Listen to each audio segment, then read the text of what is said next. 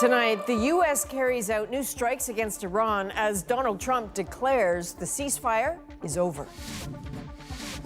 As far as I'm concerned, it's just a waste of time dealing with them. They're liars. What it means for the faltering peace talks and crucial ship traffic through the Strait of Hormuz. Plus, Meta's plan to build a massive new AI data center in Alberta. This is one of the largest private sector investments in Canadian history. The staggering multi-billion-dollar project bringing jobs, but also controversy.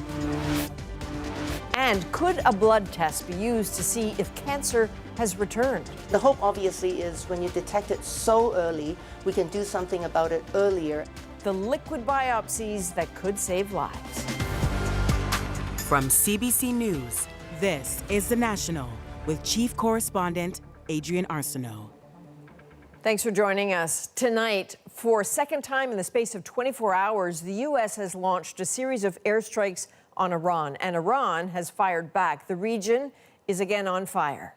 The Pentagon's stated goal this time to keep the critical Strait of Hormuz open after ships came under attack near the waterway this week. The unstated risk is an escalating spiral to full-scale war. Donald Trump at the NATO summit in Turkey declaring the ceasefire over, peace talks off. Paul Hunter now on the strikes and what might be coming next.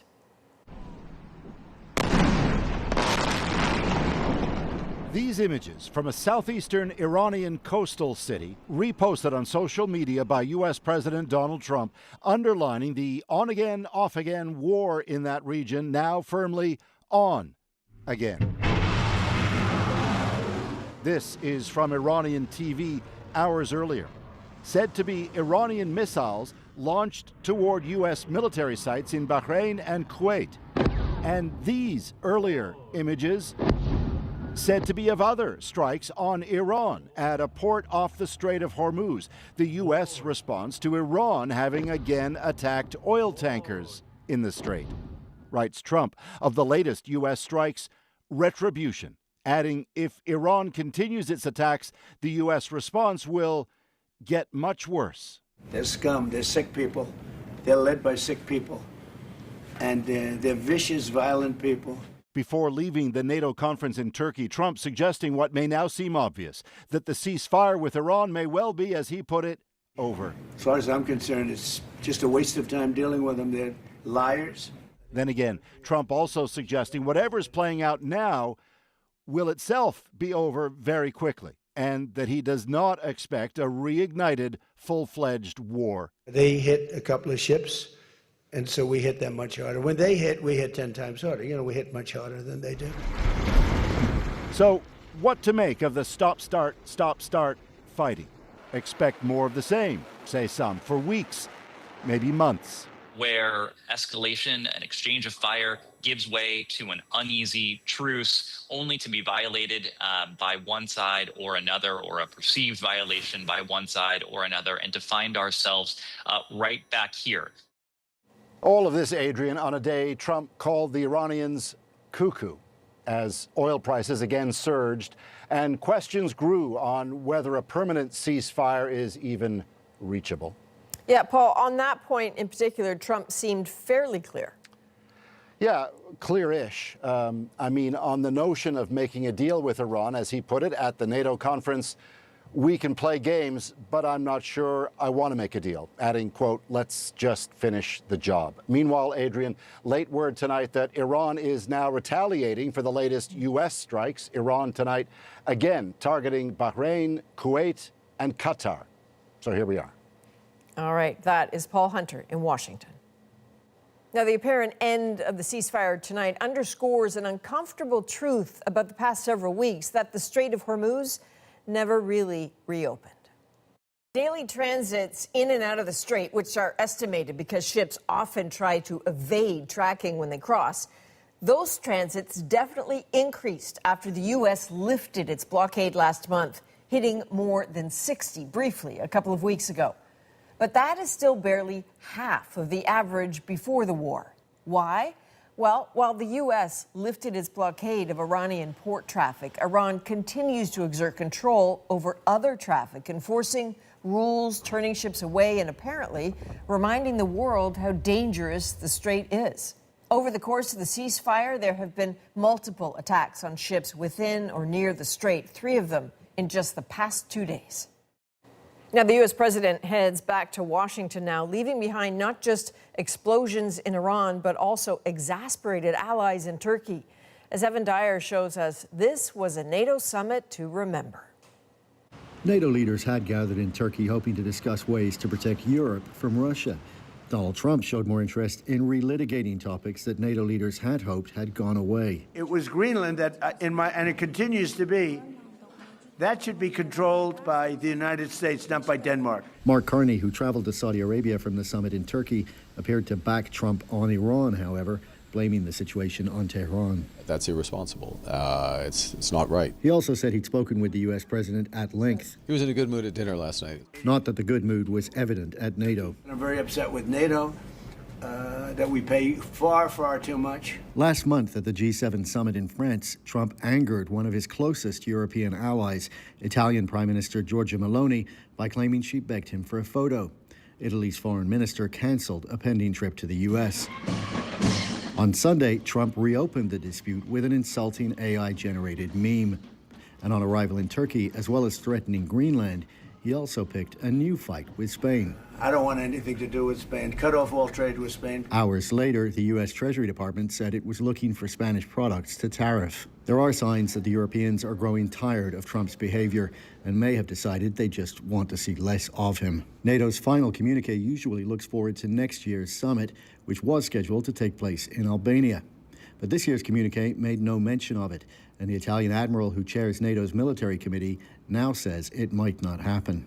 Prime Minister Carney is now in Saudi Arabia, the first Canadian Prime Minister to visit the kingdom in a quarter century, as he continues his quest for new trading partners and investors for Canada. Evan Dyer, CBC News, Jeddah. Some NATO countries are grappling tonight with some unorthodox parting gifts. Turkish President Recep Tayyip Erdogan gave each visiting leader a personally engraved pistol along with a box of ammunition. Mark Carney cannot carry his gift back home because of laws passed by his own party here in Canada. Global Affairs Canada says the RCMP took possession of the weapon and left the bullets in Turkey. The gun may end up in a Canadian museum.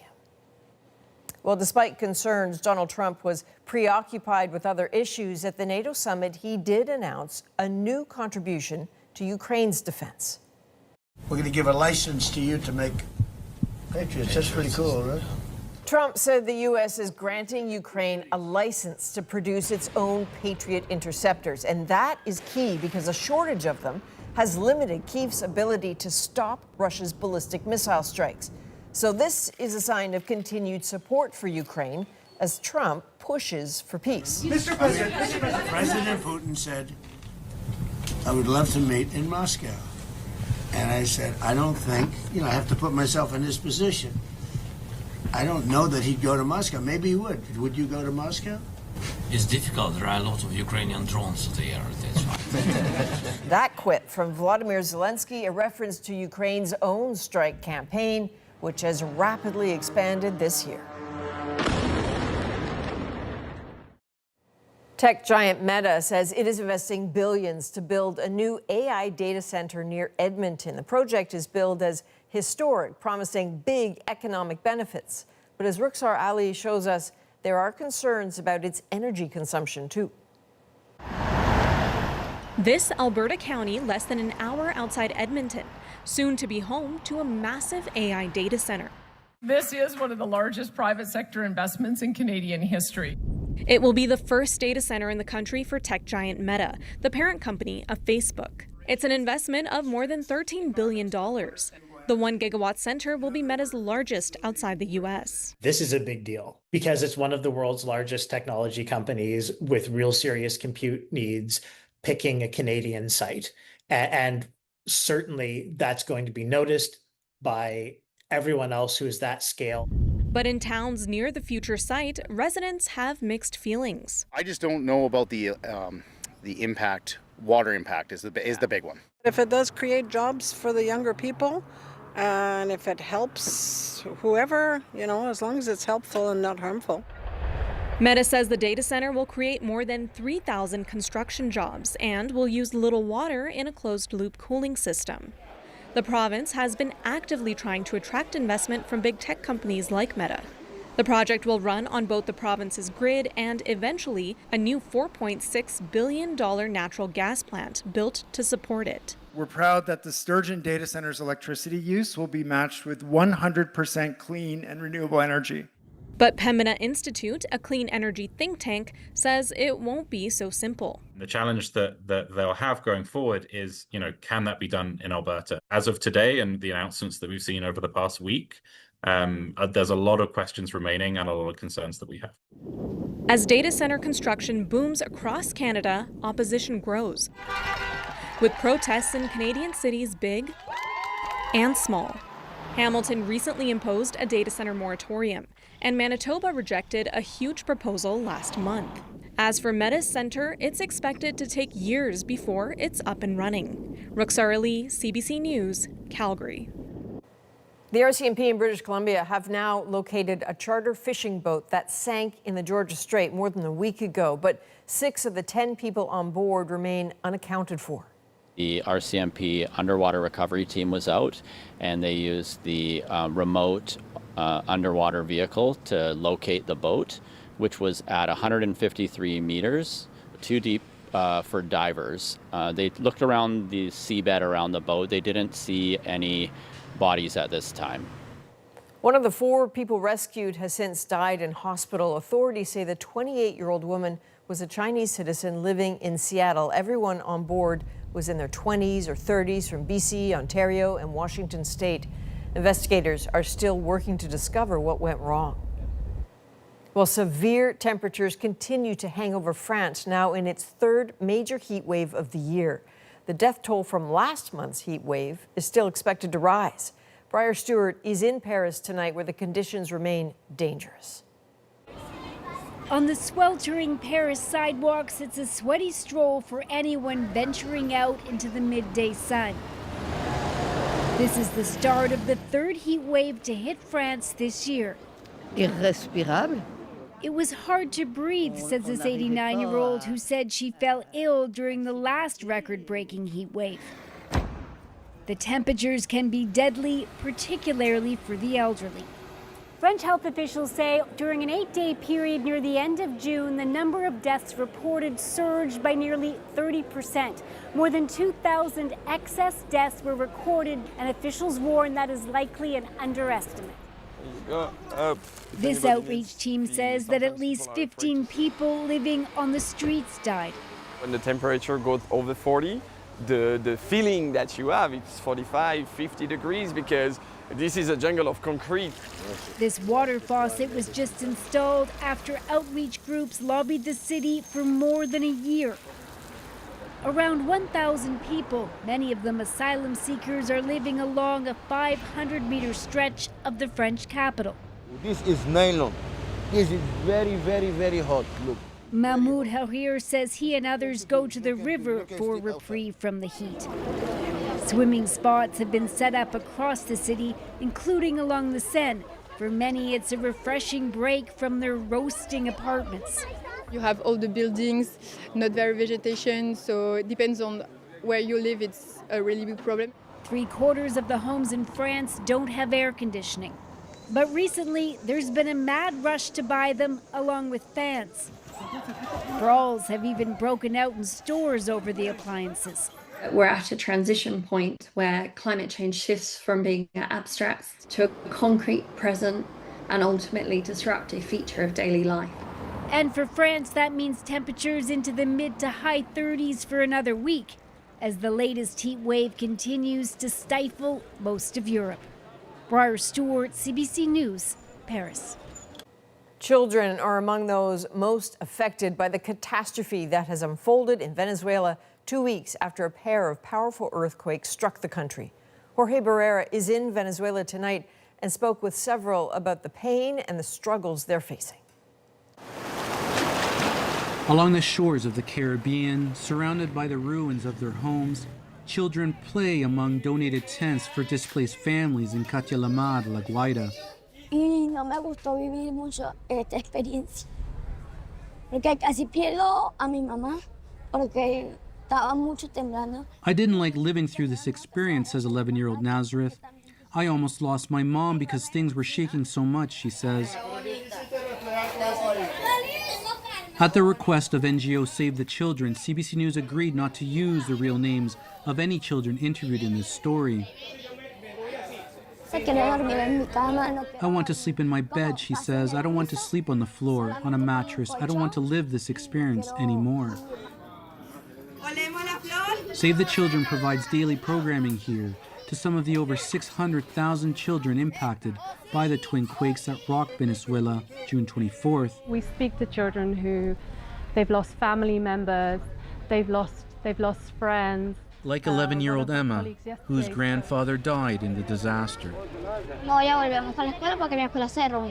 I'm not going back to my school because it collapsed, says Emma. We are moving. I have to say goodbye to all my friends. She says her mom doesn't want to live here anymore. I carry a sadness in my heart, says 9-year-old Leo, thinking that it could happen again. It's scary. You think you are going to die and not be able to see your mother anymore. Not far from here, two mothers search for their missing sons that were playing together. Hubieron varias personas que me indicaron que vieron al niño corriendo hacia Besabeth Carmona Marquez says several people saw her 10-year-old son, Paul Jr., running after the quake.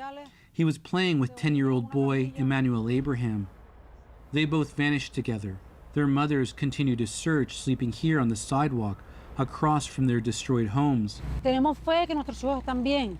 We have faith that our children are okay, she says. Faith is all they have left. Those two boys are among the tens of thousands of Venezuelans who are missing in the still chaotic aftermath of the earthquakes, which hit 2 weeks ago today. So, Jorge, just looking at all the displaced people behind you, obviously the cleanup is still huge. What complicates it? It's been slow, but now efforts have turned to full recovery mode. You know, there's been some stalling of work in some places because of conflicts between families who are still holding on to that last thread of hope and those who just want to recover the bodies of their loved ones. After a meeting with top Venezuelan government officials, the UN's chief of relief says the world needs to step up for Venezuela. It needs about $300 million for about 1.3 million desperate people. All right, that is Jorge Barrera in Caracas tonight. Thanks, Jorge. Just months after the head of Air Canada resigned amid questions over his ability to speak French, the airline has named its new CEO and president, and the company says he communicates in both official languages. Anko van der Werf will take on a new role in January. The current head of Scandinavian Airlines, he has led airlines in Europe, Latin America, and the Middle East. Van der Werf's appointment follows a resignation of Michael Rousseau, who announced his retirement earlier this year after he released a controversial English-only condolence message about a deadly crash. Well, a promising new tool in the fight against cancer, a blood test that could spot its return sooner. The hope, obviously, is when you detect it so early, we can do something about it earlier. Researchers share their progress and what is still unknown. The first look at a legendary shipwreck. You start to think about Shackleton, you think about where that ship has been. It's very moving. What the expedition is revealing and the challenges beneath the surface. And later, can Europe defend Ukraine without the U.S.? We're back in 2 minutes.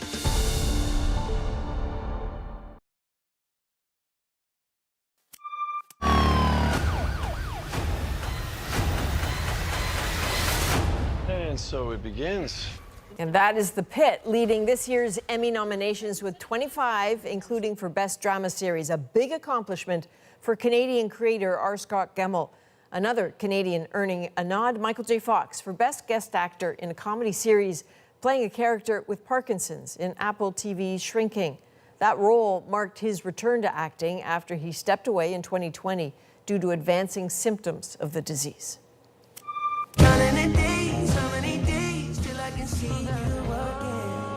And FIFA has announced Canadian superstar Justin Bieber will perform at the World Cup Finals' first ever halftime show. He'll join headliners Madonna, Shakira, and K-pop group BTS among other artists, for an 11-minute performance in New Jersey on July 19th.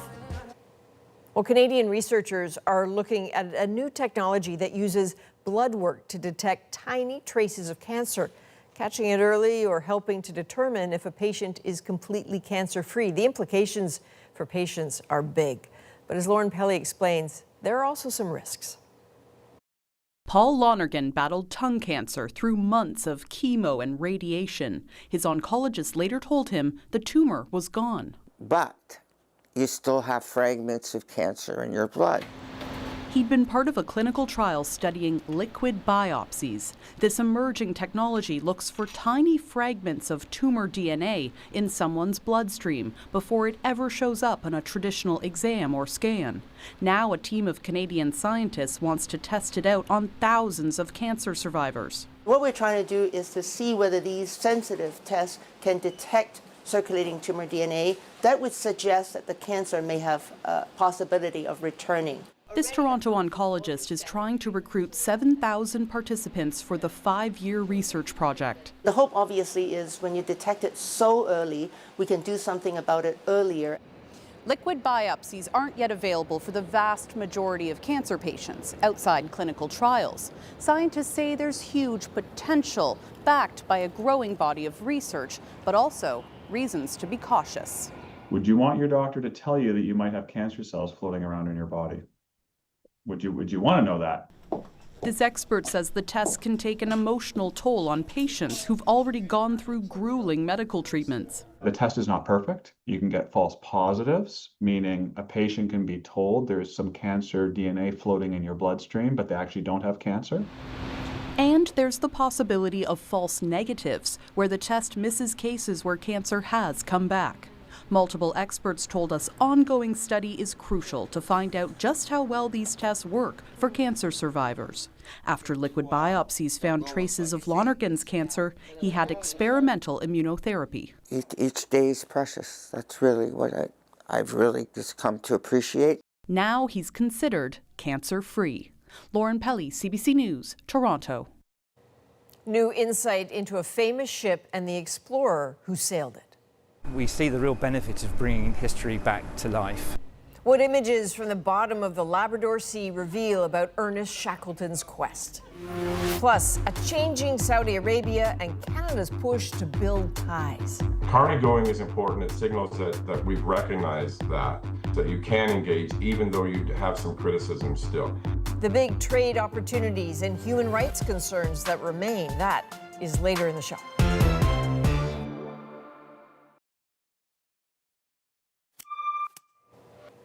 The skies over Kamloops, BC took on an eerie orange glow thanks to smoke from wildfires about a 2-hour drive away. The air quality alert was elevated from yellow to orange, which is still moderate. Officials advise people, though, to avoid strenuous outdoor activity and to keep their windows shut. And we have more striking images to show you. These ones from the bottom of the Labrador Sea. That is where we're getting our first look at a sunken ship that once belonged to famed polar explorer Ernest Shackleton. CBC News was given exclusive access to the research vessel Atlantis, and Peter Cowan was on board when the images first surfaced. The first images from the remotely operated vehicle came in late in the night. Expedition members stayed up for this moment. They couldn't see a name or a registration number, but there was enough detail. They're sure this is the same ship that explorer Ernest Shackleton once sailed on. It's the right wooden ship, it's the right size, it's got the right accommodations, and it's got white paint. That's the quest. The ship was originally purchased to explore northern Canada, but when Shackleton couldn't get the Canadian government on board, he headed to Antarctica. He died of a heart attack on board in 1922. It was later used as a sealing ship when it sank off Labrador in the 1960s. The grandson of John Quiller Rowett, who funded Shackleton's expedition, is on this mission. We see the real benefits of bringing history back to life, for the lessons that we can learn and the comparisons to today. It inspires and interests people to understand what people were trying to do back in those days. The wreck has some surprises. Much of one side is covered in old fishing nets. The mission to get detailed 3D images of this ship is now much harder. From the point of view of coming back with a pretty picture of a shipwreck, you know, that's debatable from what we've seen so far. It's a wrecked wreck. Roger, permission to launch. The expedition is mounted by the Royal Canadian Geographical Society. It's the most expensive ever for the charity. It's using the famed submersible Alvin to take people down. You start to think about Shackleton, you think about where that ship has been. It's very moving. They're hoping for one more day of dives before we head north to Greenland. There we'll look at the shipwreck of the Terra Nova. It's the ship that Robert Falcon Scott used in his quest to try and be the first person to reach the South Pole. Peter Cowan, CBC News, on board Atlantis in the Labrador Sea. Mark Carney is in Saudi Arabia tonight, the first visit by a Canadian Prime Minister in 26 years. What Canada hopes to gain and what's at stake.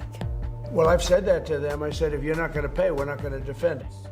And the future of support for Ukraine. Can Europe fill the economic and military gaps left by the U.S.? Those stories next.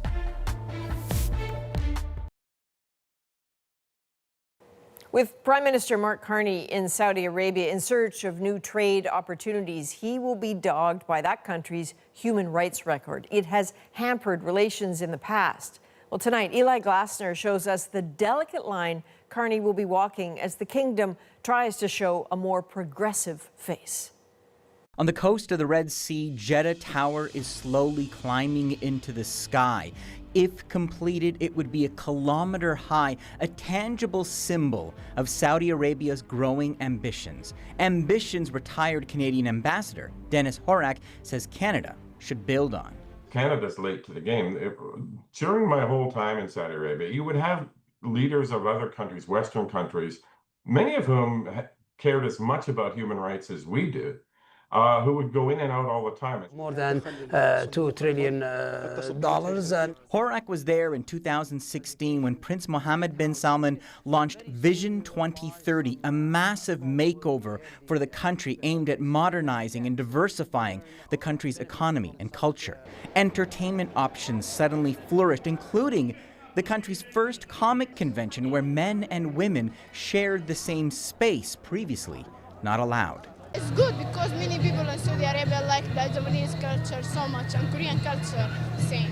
Horak asked the Minister of Entertainment if they were worried about blowback. And he just turned to me and said, well, if they don't like it, they don't have to come. But as restrictions loosened, Canadian-Saudi relations hit a wall. I'm prepared to speak up for Saudi women, and I think our entire government is. When in Parliament and on social media, then Foreign Affairs Minister Chrystia Freeland expressed concern over the arrest of women's rights activists. The result, the ambassador kicked out and trade between the two countries frozen. Now, as relations thaw, the first visit from a Canadian Prime Minister in 26 years. Carney going is important. It signals that we've recognized that there's a difference, that you can engage even though you have some criticism still. And it also reflects, I think, Saudi Arabia is an important country in the region. According to the Government of Canada in 2025, Saudi Arabia was Canada's largest trading partner in the Middle East with $3.5 billion in trade. And Canada is aiming to increase that. Prime Minister Carney says Canada needs to open up new markets for business and investment. And that's why we're now here in Saudi Arabia, in Riyadh, where we're looking at new investments in AI and technology. Canada does have billions in trade with the kingdom. But the big picture, in 2025, Saudi Arabia only counted for 0.2% of Canadian exports. And while the Saudi government has touted massive technological projects like The Line, a vertical city, and Trojena, a shimmering ski resort in the desert, many have shrunk or stalled. They are stuck, and some of them has actually sunk in the sand because they've been cancelled. They've been cancelled simply because there's shortage of money. Remember, the whole region is really very, very turbulent, and any minute it could, the war between the US and Iran could start again. Madawi Al-Rashid is a professor of social anthropology who was raised in Saudi Arabia. While she commends some of the changes, such as allowing women to drive and own businesses, She says don't be fooled. There is the veneer of a modern economy with women participating in the labor force, but beneath that veneer, there is serious repression taking place. In its 2025 report, Amnesty International says Saudi Arabia executed at least 356 people, the highest number since the organization began tracking executions. Keti Nivyabandi is the Secretary General for Amnesty International Canada. What's also characteristic of Saudi Arabia's human rights record is very long prison sentences for human rights defenders, grossly unfair trials, and then very extensive travel bans. While Carney's government is looking to the region to help bolster Canada's economic independence, she says that shouldn't come at the cost of Canadian values. Business and human rights are not mutually exclusive. They go hand in hand. If we're not seeing it, it's a concern. It's a serious concern because then we're condoning a world in which business comes first at whatever cost, at whatever expense. And that is a very dangerous world for all of us and for Canada. For his part, Horwath says the only way forward is by engaging. How do we stay true to Canadian values while also trying to cut these deals? It's possible to chew gum and walk at the same time. If we were to confine all of our interactions with those that we agree with Western countries, it's a pretty limited pool we would be fishing in. The way I like to put it is that engagement gives you access, and access gives you an opportunity for influence. And Horwath says Canada may already enjoy a certain advantage. The Saudis liked Canada. When I went in 2015, my doctor's trained in Canada. The number of doctors, Saudi doctors trained in Canada was enormous.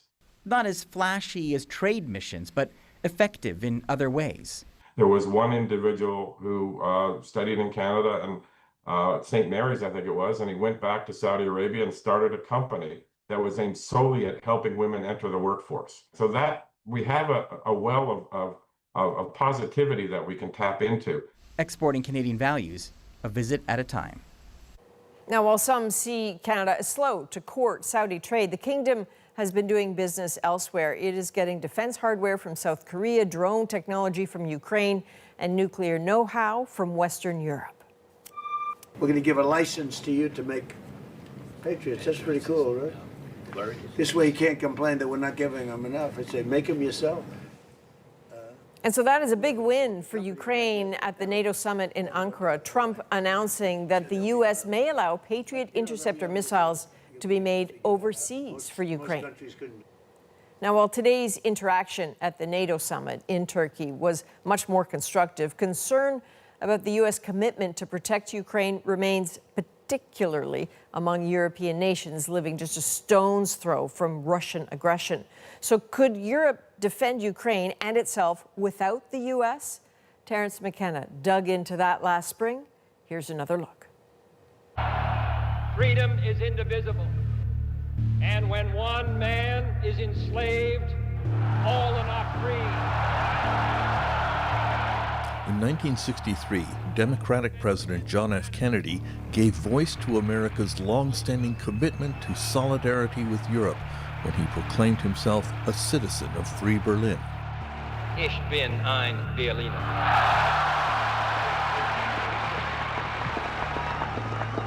That commitment to Europe was shared across generations and across party lines, as Republican Ronald Reagan demonstrated in his challenge to the Soviet leader at the Berlin Wall in 1987.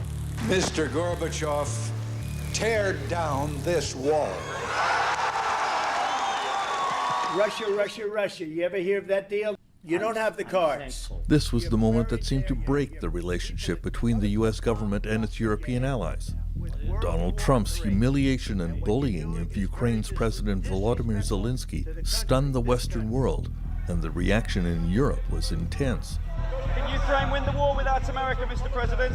2 days later, Zelensky was given a hero's welcome in London, followed by a summit in which he was embraced by European leaders and Canada's Justin Trudeau. Democratic, free Ukraine will... Europe's sense of loss is expressed by former Lithuanian Foreign Minister Gabrielis Landsbergis. For decades, all the countries under oppression, all the journalists under pressure, all the minority groups around the world. They were looking into the US as a land of the free, actually where the support will always come from and feel understood if you're fighting for freedom. I think that this is actually the biggest shock, that this is no more. Analyst Sarah Pagan grew up in a Germany that felt it was under the protection of the U.S. I think it's really like a watershed moment to see that this is something that is crumbling and falling apart in the form as we have known it. And it's kind of like, I think we're really entering a new era, and it's an era that I'm convinced is less secure for all of Europe. U.S. General Philip Breedlove spent most of his military career in Europe. He served as a Supreme Allied Commander there. Now retired, he keeps in close contact with many European friends. What they always said to me was that the United States is the backbone without which NATO would really have a hard time functioning, and that America represented that last stand of defense on what we call Western values. Zelensky's White House meeting was clearly on the mind of French President Emmanuel Macron in his dramatic TV address to the French nation shortly after. He expressed the worry that the U.S. was switching sides in the Ukraine war. Et je veux croire que les États-Unis resteront à nos côtés. Mais il nous faut être prêts si tel n'était pas le cas. I think that he's stepping in the shoes of European leader, because at least at this point, there's nobody else. We have to get moving and do our thing, rather than you just be observers of, the whole situation in Washington. $350 billion. We gave you military equipment. A key reason for Trump's break with his allies is his oft-repeated lie that the U.S. has given Ukraine far more economic and military aid than the Europeans. What are the facts? The actual figures have been totaled up by the nonpartisan Kiel Institute in Germany. If you look at all government support to Ukraine from 2022 through 2024, the United States has provided 114.2 billion euros, while the European countries provided 132.3 billion. Emmanuel Macron tried to gently correct Trump on this point in his own Oval Office meeting days before Zelensky arrived there. No, in fact, to be frank, we paid 60% of the total effort. At almost every appearance since, Trump returned to his favorite false figure. $350 billion. $350 billion. Let's hope for the best and prepare for the worst. German Chancellor Friedrich Merz has long been seen as one of the most pro-American of European politicians, but he just called for Europe to achieve independence from the United States. He also promised a $500 billion German military buildup, while the other EU members will push for $800 billion. Anything that Europe does to make itself better at defending itself will help our alliance. Article 5 is the heart of the NATO treaty that requires nations to come to the aid of any member in the event of a foreign attack, just as Canada and other NATO members joined the U.S. in the Afghanistan war after 9/11. Donald Trump has repeatedly cast doubt on the U.S. willingness to honor the Article 5 commitment. Well, I've said that to them. I said, if you're not going to pay, we're not going to defend. Analyst Ian Bremmer is founder of the Eurasia Group. The political alignment of NATO has taken a very serious hit since Trump has been inaugurated. The U.S. is prepared to act unilaterally and is prepared to openly question, at least in some circumstances, its Article 5 commitments to other countries. That, of course, makes NATO weaker. I think we're at a point where it's not really clear anymore if the U.S. would really be willing to use its military instruments to, let's say, protect Tallinn or Warsaw or Berlin. Do you believe the U.S. would come to the aid of Lithuania if it was attacked? Well, it's not important what I feel, but it's important what Putin thinks. and Putin has gotten quite a lot of proof that U.S. commitment to Europe is not as strong as it has been. One of the key aspects of European defense is the U.S. nuclear umbrella. Many European countries agreed not to obtain nuclear weapons in exchange for a U.S. guarantee that they would be protected by American nukes. Now they are beginning to doubt that guarantee. France has always maintained its own nuclear forces, and now Friedrich Merz has asked that the French extend their umbrella over the rest of Europe and offered to help pay for that. Macron quickly agreed. He and British Prime Minister Keir Starmer have been methodically assembling a coalition of the willing to come to Ukraine's assistance in light of backpedaling from the United States. They have announced that both countries are prepared to deploy troops to provide security guarantees to Ukraine in the event of a ceasefire, but have asked the United States to back up those troops with logistics and intelligence support. To ensure that this deal is something which is not violated. I guess the point is it possible that Europe could replace the U.S. as the main defender of Ukraine? Replace implies that everything the Americans have been doing, that the Europeans would be able to do at the same level, and the answer to that is no, without unacceptable risk. Could the Europeans, by themselves, without the U.S., deter the Russians from further incursions into Ukraine? There, I think the answer is quite possibly. General Breedlove believes that Europeans will need U.S. help to provide security guarantees for Ukraine. What America will have to bring is those things we often call enablers. The air dimension, the long-range intelligence and strike missions, the nuclear mission to give background to England and France. And America is going to be required to do that for some time. Almost exactly 80 years ago, the three great powers met in Yalta, Crimea, to divide up the post-war world.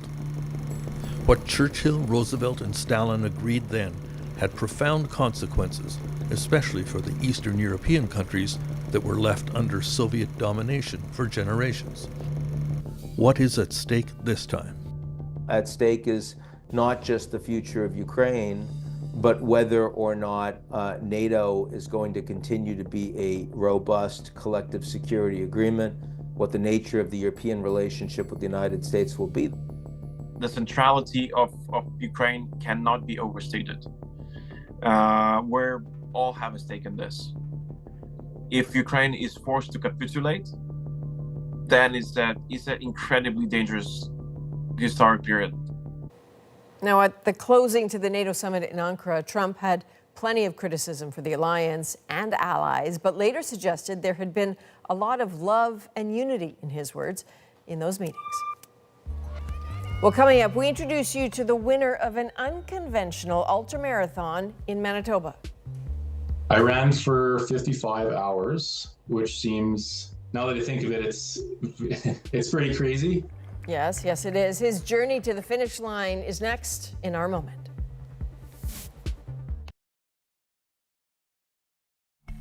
This is Nick Burmy in Blumenort, Manitoba, sprinting to the finish line of a very long race, 55 hours long to be exact. So Nick was the last runner standing out of 72 competitors. His 368-kilometer dash makes our moment. I competed in a backyard ultramarathon. It's an event where you're doing a lap every hour, and it's 4.16 miles. I ran for 55 hours, which seems, now that I think of it, it's pretty crazy. If you finish early, then you get the remaining time to rest. Every hour, you have to start the next loop at the exact same time. You don't make the time cut off and you're out. My plan was to finish anywhere between 50 and 52 minutes. That would give me about 8 to 10 minutes of rest I had a whole spreadsheet that kind of made sure I did everything properly. 55 hours is no joke. You can't really sleep for long periods of time in this race. I actually had some hallucinations the last day. The 55th lap, I just sprinted for the finish line. I didn't really know how to feel. My legs are still very sore, but you know what? They're getting better every day. I'll be back, so no regrets. Did he just say he'll be back? That sort of got worse with the telling, the hallucinations, the sore legs. Mad respect to you. Since he won that, he'll be able to compete for Team Canada and race at Nationals in October. Good on you. From all of us at the National who won't be doing that, thank you for being with us. I'm Adrienne Arsenault. Take care.